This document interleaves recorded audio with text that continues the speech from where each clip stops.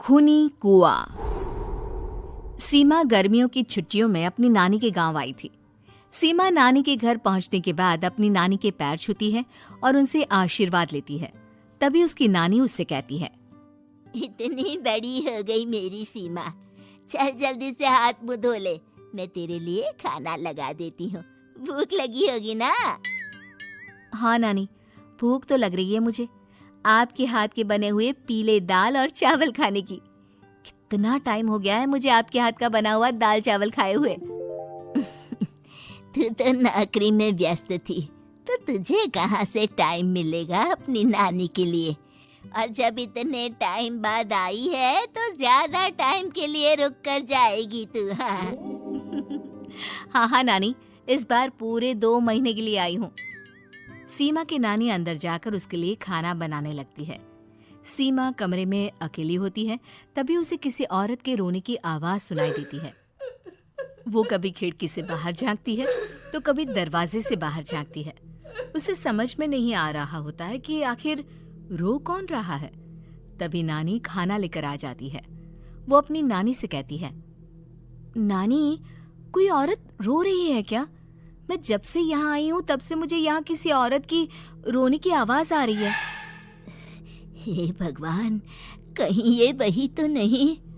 बोलो ना नानी। अरे कोई नहीं रो रहा, ये तेरे मन का वहम है। और तू ना अब खाना खा ले, ज्यादा यहाँ वहाँ की बातों में ध्यान मत दिया कर। जल्दी से खाना खा और फिर मेरे साथ आ जा मेरे कमरे में, दोनों बैठकर खूब सारी बातें करेंगे। ऐसे ही अगले दिन सीमा अपनी नानी के साथ गांव के बाजार जा रही होती है। उसी रास्ते में फिर से किसी औरत के रोने की आवाज आती है। वो अपनी नानी से कहती है, अरे नानी, क्या सच में तुम्हें अभी भी किसी औरत की रोने की आवाज नहीं सुनाई दे रही? मुझे किसी औरत की बहुत बुरी तरीके से रोने और चीखने की आवाजें आ रही है। मैं बहुत परेशान हूँ नानी, आखिर ये कौन है?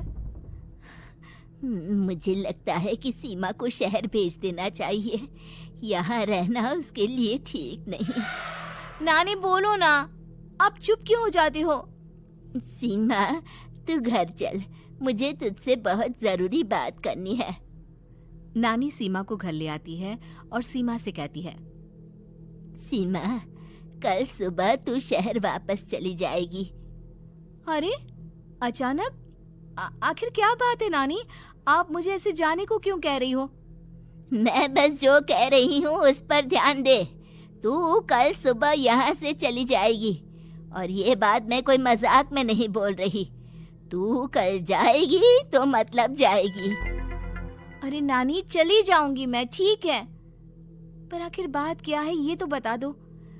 मम्मी से कोई बात हुई है या फिर मुझसे कोई गलती हुई है जो तुम मुझे अचानक से जाने के लिए बोल रही हो? देख सीमा, रात बहुत हो चुकी है और मुझे इस बारे में कोई बात नहीं करनी। चल, अब चल के मेरे साथ सो जा। सुबह की बस पकड़कर तुझे शहर भी तो जाना है। सीमा को अपनी नानी का ऐसा व्यवहार देखकर बहुत ही अजीब लगता है। उसे कुछ समझ में नहीं आ रहा होता है कि आखिर उसकी नानी उसे अचानक से गांव छोड़कर जाने के लिए क्यों कह रही है। ये सारी बातें सोचते सोचते सीमा की आंख लग जाती है और वो अपनी नानी के साथ सो जाती है। ऐसे ही आधी रात को सीमा को फिर से किसी औरत की रोने की आवाज सुनाई देती है। वो उस औरत की आवाज सुनकर बार बार करवटें बदल रही होती है और तभी उसे सपने में भी एक अजीब सी औरत की परछाई दिखाई देती है, जो इतना चीख चीख कर रो रही होती है कि सीमा डरकर उठ जाती है। वो पूरे पसीने पसीने हो रही होती है। वो अपने आसपास देखती है तो घर में बिल्कुल शांति का माहौल होता है। सीमा घबरा जाती है। वो अपनी नानी को जगाने की कोशिश करती है, मगर उसकी नानी नहीं जगती। सीमा को फिर से उस औरत की रोने की आवाज सुनाई देती है। आखिरकार सीमा अपने आप को रोक नहीं पाती और वो घर का दरवाजा खोलकर बाहर निकलती है। आखिर ये माजरा क्या है? आज तो मैं पता करके रहूंगी। अब आवाज का पीछा करते हुए सीमा आधी रात को गांव के चौपाल के पास बने कुएं के पास पहुंच जाती है, जहां कुएं की चारों ओर बेड़ियां लगी होती हैं उन बेड़ियों में लगे हुए ताले के साथ एक लाल रंग का कपड़ा और माता रानी का कलावा बंधा होता है। उस कुएं में से सीमा को किसी के रोने की आवाज आती है। सीमा परेशान हो जाती है। इस कुएं में कौन है? कौन है यहाँ? सुनो, कौन है? कौन रो रहा है? वो चिल्ला चिल्ला कर पूछती है और साथ ही लोगों को जगाने की कोशिश करती है, मगर किसी को भी उसकी आवाज सुनाई नहीं देती। अब सीमा खुद उस कुएं के पास की बेड़ियों और तालों को खोलने की कोशिश करती है और किसी तरह कुछ देर की मशक्कत के बाद सीमा उसको खोल भी देती है। और जैसे ही वो कुआं खोलकर उसके अंदर झांकती है, सीमा उस कुएं में गिर जाती है। इतने में उसकी नानी की नींद भी खुल जाती है और सीमा को पास ना देखकर नानी परेशान हो जाती है। नानी घबराकर पूरे घर में उसे ढूंढने की कोशिश करती है, जिसके बाद उसकी नानी और सभी लोग उस खूनी कुएं के पास जाते हैं और सीमा की नानी कुएं के पास खड़ी होती है। सभी गांव वालों और सीमा की नानी को सीमा के चिल्लाने की आवाज आती है। बचाओ, कोई मुझे बचाओ। मेरी बच्ची, हम आ गए, हम तुझे बचा लेंगे। नानी, मुझे यहाँ बहुत डर लग रहा है। यहाँ इंसान की कटी हुई मुंडिया, हाथ, पैर और कंकाल है और खून भी है। नानी, मुझे डर लग रहा है। आप सब मेरी मदद कीजिए, नहीं तो ये खूनी कुआं मेरी बच्ची को भी खा जाएगा। अरे मुझे तो ये समझ में नहीं आ रहा कि आखिर इस खूनी कुएं को खोला किसने। सालों पहले इसको इतनी मुश्किलों के बाद तांत्रिक बाबा ने बंद किया था। अरे पूरा गांव खूनी कुएं के बारे में अच्छे से जानता है, तो कोई भी जानबूझकर तो ऐसा करेगा नहीं। मतलब किसी ने अनजाने में इसे खोल दिया है भैया। सीमा को इस बारे में मालूम नहीं था और जब से वो यहाँ आई थी तभी से उसे किसी औरत के रोने की आवाजें भी सुनाई दे रही थी। कहीं सीमा ने ही तो उसे नहीं खोला। अगर ऐसा है तो फिर सीमा का बचना बहुत मुश्किल है। वहीं कुएं के अंदर सीमा रोते हुए बैठी होती है कि उसे आवाज सुनाई देती है जो कुएं के बाहर खड़े गांव वालों में से किसी को सुनाई नहीं देता।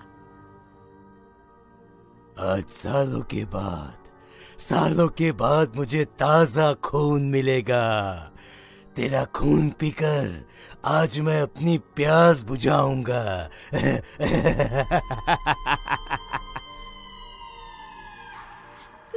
कौन है? मत मारो प्लीज, मुझे जाने दो प्लीज। मैंने किसी का क्या बिगाड़ा है? वो तुझे मरने के बाद पता चल ही जाएगा।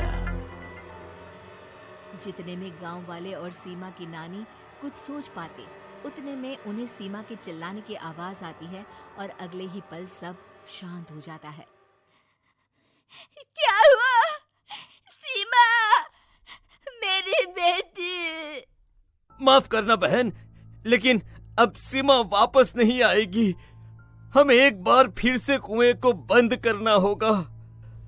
गांव वाले तभी तांत्रिक को बुला कर लाते हैं। एक बार फिर अपनी शक्ति से तांत्रिक बाबा उस कुएं को हमेशा हमेशा के लिए बंद कर देते हैं और वहां एक बोर्ड लगा दिया जाता है कि यहाँ आना मना है।